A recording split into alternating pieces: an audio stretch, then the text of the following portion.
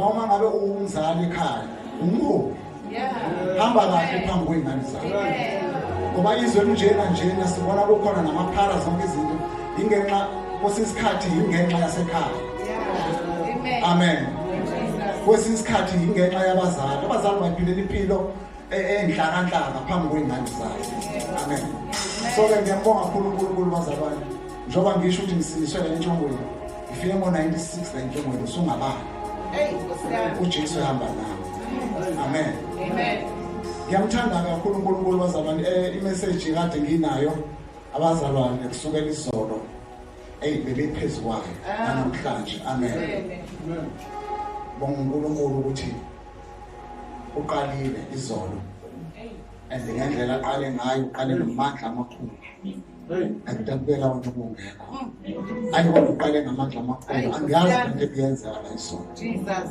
amen ngoba inkinga ayikho kakhulu ngabantu abangaphandle indaba ingathi amen uma ngabe kukhulunywa ngebandla lakwa-Israyeli elafika lafuna ukuhlubuka ehlane abanye bahlubuka ehlane kwakukhulunywa ngebandla amen namhlanje ke bazalwane ngifuna ukufunda incwadi kaJohane 9 la uJesu edlula khona ebona impuphuthi amen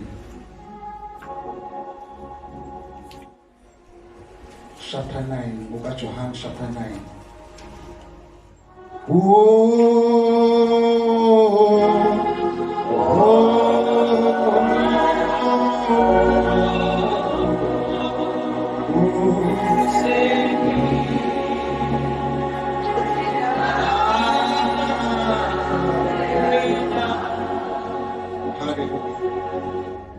Ngizoba mfishane ke bazalwane njengoba ngisho ukuthi ngine yami message iqala izolo ngayizwa yaqhubeka namanje amen ngizocela ungifundela kusukela ku verse 1 noma ubungangimela ku 10 kodwa yona ngiqhubeka soyifunda nawe amen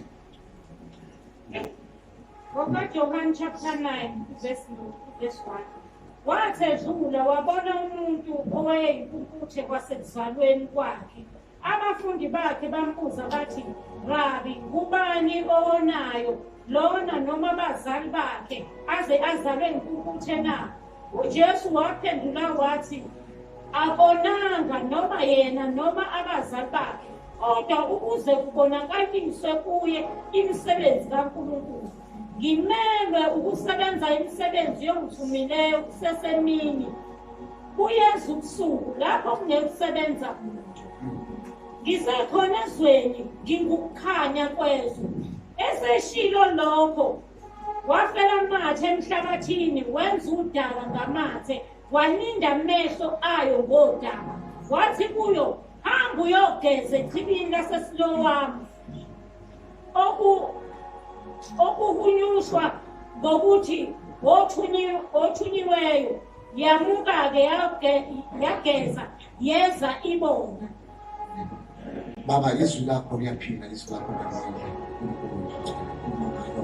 sengathi awukwazi ukukhuluma baba uthunthumele qhubeka kuNkulunkulu wethu namandla egameni likaJesu Kristu waseNazaretha amen ya bazalwane sengishilo ngathi ngibonga ukuthi uNkulunkulu wamvula amehlo endaweni yasentshonalanga ngokusindiswa kwami kwakuqala kokuvuleka amehlo amen uma sibheka lana sibona uJesu edlula ubona ukuthi awuzwa abafundi ukuthi bathi mawubheka ucabanga bafunana abafundi ngalombuzo wabo amen abafundi kunalento yokujaja ekhona phakathi kwabo amen uma ngikhuluma ngabafundi bazalwane ngifuna nizwe kahle ngikhuluma ngabafundi bakaJesu ngikhuluma ngebandla likaJesu ibandla ingada noma yini enhle efuna ukwenzeka empilweni yakho and then bese liyakujaja lifuna ukukujaja kube sengazi ukuthi leyo nto ayinhle amen so abafundi bakaJesu babuza uJesu ukuthi ubani onayo ngabe uyena noma abazali bakhe na ukuzazalwe eyimpuputhe ngisacela ungifundele ukuthi uJesu baphendula uthini verse 3 verse 3 uJesu waphendula wathi abonanga noma yena noma abazali bakhe kodwa ukuze kubonakaliswe kuye imisebenzi kaNkulunkulu. Amen. Abafundi bakaJesu noma uJesu behamba naye bembona kodwa amehlo abo avalekile. Abazi namhlanje ukuthi abafundi ukuthi uJesu uzobasindisa. Abazi namhlanje umfundi kaJesu ukuthi uJesu uzomvula amehlo. Ukuba amehlo uJesu akamvulanga wona la entshongweni, ngabe ngafa noma mhlambe ngabe impilo yami namhlanje angazi ukuthi ngathi ngingayichaza ukuthi ngathi impilo yami enjani, ngoba lihle ikholwa elihamba endleleni livulwa amehlo. Amen. Ngoba inkinga yethu bazalwane isemehlweni nasiboni. Amen. Inkinga yethu lapha siboni ukuthi noma uNkulunkulu sekukhona okuhle afuna ukwenzela unezosebenza empilweni yakho, kodwa ube nakho ungabaza oseceleni kwakho ebese kuba khona izinto ayikhuluma kuwena khona uzophelelwa amandla. Amen. So ke awubonayo emehlweni uyazi ukuthi uJesu ngalolu suku namhlanje uzovula abantu amehlo. Namhlanje uJesu njengoba aqalile izolo iphasika uzovula abantu amehlo. Njengoba namamvula amehlo. Angihamba nami babugcobo njengawe. Nginjenganawe kodwa uNkulunkulu wamvula amehlo. Hallelujah. uJesu mayebaphendula ukuthi cha haya bonanga. Ngoba baningi abantu esebebajajile abantu. Bajaja nangamakhaya abo nangempilo yabo. Bathi hayi lona ngeke sabayilutho. Bathi le into ifanele nje ukuhlala lapha esangweni. Ayisoze yaba yilutho. Bayambuza noma sebembona esephila ukuthi uJesu sewenzile umsebenzi. Kodwa phezulu kwalokho bafuna ukumcindezela uJesu abafundi. Njengalokho bebecindezela uMose ehlane. Amen. So ke bazalwane message enginayo ukuthi alingapheli iphasika amehlo akhe engavuli. Ziningi izinto ezokulahlekela mangakho amehlo akhe engavuli. Njengoba uqalile nje kulwela ukuthi uvulwe amehlo. Lwela ukuthi uvulwe amehlo akho ukwazi ukubona. uJesu uyadlula abantu abamboni. uJesu uyadlula udlula nokuphila kwakhe lokwakho abamboni abantu. Abantu babhizi bajajana nabantu ukuthi ikhona into engalunga kulo.